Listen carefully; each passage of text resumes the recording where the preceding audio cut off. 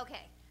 First of all, thank you so much for having me here. I know this is the second retreat, and I feel honored and excited, and I feel very safe, which is the best part of being here with you guys. You know, I was saying to the guys, to Victor and Jeff, this is the scary part is that I needed you guys to get me into Citi Field to be here for the first time, and I have yet to actually see a game, although I'm pretty psyched to get the opportunity. They asked me if I would come and talk a little bit first and foremost about what's going on with the economy, and I hope not to either depress any of you or make you too optimistic, because I think we're somewhere in the middle right now. And so we'll talk a little bit about that, some of the things that I see and hear every day, and then I'll just tell you a little bit about the television gig and how that all fits into it. I'm a born and bred New York City kid. I grew up on the Lower East Side of Manhattan in Stuyvesant Town, Peter Cooper. I don't know if that's familiar to a lot of people here, but I grew up in the concrete jungle, and I'm proud to say I was a basketball player, and so I'm still as highly addicted to anything sports related as possible. And last night it was a tug of war between NBA finals, NHL finals. I still have to figure out what's going on with Gary Bettman and David Stern, but that's a whole other issue for another day, why they're running on the same nights. But I kind of fell into the television business and actually spent most of my career, as was mentioned earlier, on Wall Street, where I had multiple different positions, mostly trading business-related jobs. And so very fortunately for me, when we launched the Fox Business Network back in October of 2007, when the financial crisis began to unfold, it sort of fell right into, thankfully, our wheelhouse and thankfully my wheelhouse, because I had spent the vast majority of my career at both Goldman Sachs and Morgan Stanley. I still even look at my TV career now, which is about 5 years in the making, and kind of look at it as, I'm not still sure that this is what I do for a living. I sort of still think of myself as a financial brain, a financial mind from having worked on the street for so long. I appear on Fox News at night a lot. I'm on with Sean Hannity or Bill O'Reilly or Greta Van Susteren, and we have a lot of very thoughtful arguments about the current environment, as I'm sure you could imagine. And the one thing that is for sure, and that all of you, I believe, know, is that we're living in really unprecedented times.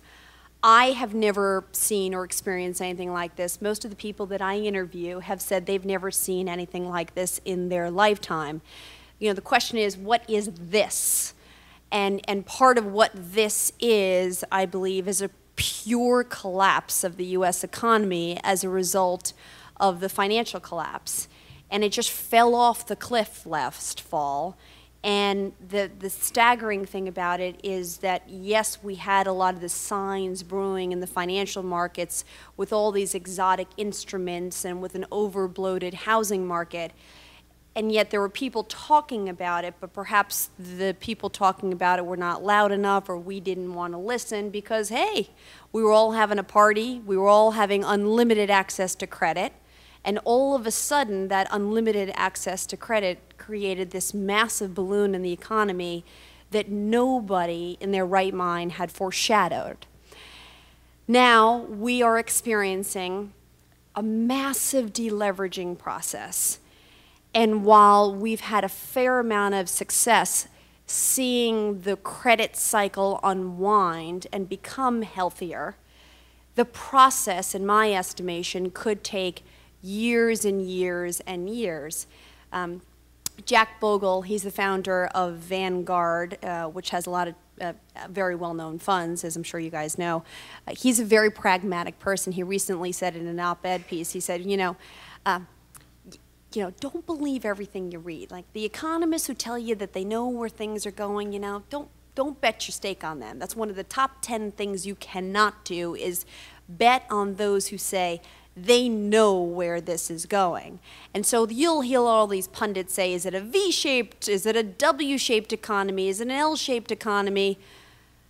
The Federal Reserve Bank, their estimates on the unemployment rate, 8.8% this year, I think, to top out in the low 9%. Well, we're at 9.4% already. the own administration of the government put together a fiscal stimulus package based on the fact that if we put the fiscal stimulus package into effect, the unemployment rate in this country could remain around 8%. We're at 9.4%.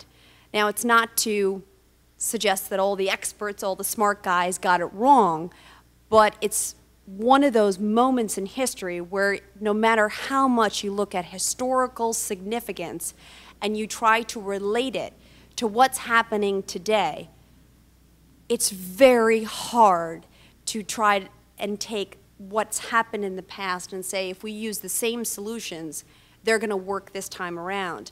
And so I think one of the reasons why all the people that I talk to say this is so unprecedented, they've never seen anything like this, is because a lot of these guys, a lot of the biggest CEOs and the most famous companies in the world haven't experienced anything like this, and therefore they don't know precisely what the perfect solutions are. And so some of what they're trying is they're testing, they're throwing things out there, they're throwing darts against a wall, hoping that a couple of those things will ultimately stick. I spend a lot of time talking to small business owners, and a lot of my show is not only talking to executives and industry leaders and things of that nature, but it's the small business community. There's so much talk right now about the role of the government. Never before have I ever seen, particularly in the financial markets, the story move from Wall Street to Capitol Hill. Capitol Hill has more control now than we have perhaps ever seen, many of us in our lifetime, maybe as close to post-World War II period, if not the Great Depression. It's fascinating to see what they are doing with that political will. Some of it is frightening. As a US taxpayer, you now own a lot more than you really wanted to. You're now owners of the automakers, the insurers, the auto suppliers, the financial institutions. The list could potentially go on and on. Just the airline industry just the other day is forecasted to lose $9 billion this year. Scary, really, really scary. The one story that's not getting told nearly as much as I think it should be is where the government fits in with the small business community.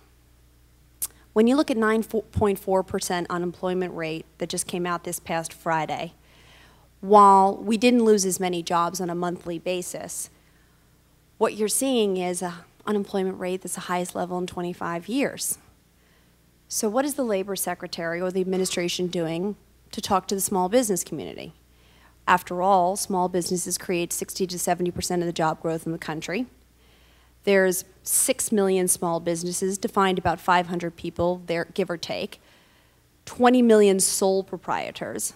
And if you look at the fiscal stimulus package, $787 billion, you add it all up, maybe a little less than 1% was directed at small businesses through things like the SBA. Has any of that money really worked its way through the system? When the Federal Reserve Bank and the Treasury announced that they were going to create these securitization markets to allow financial institutions to go out there and sell those business loans so they could recapitalize and give out more money to you and my husband and my father and all the other small business owners, not really working.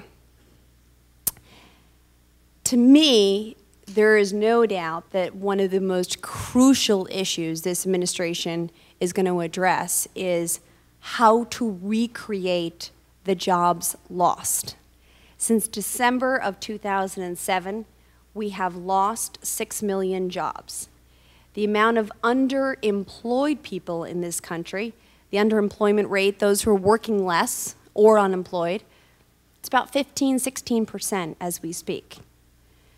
So what will we do to help recreate those jobs? I was just having an argument with Sean Hannity about this last night, and I said, look, Sean, here's the problem. Right now, if you look at the data, the most important thing we need to do in this economy is recreate jobs, because it affects everything.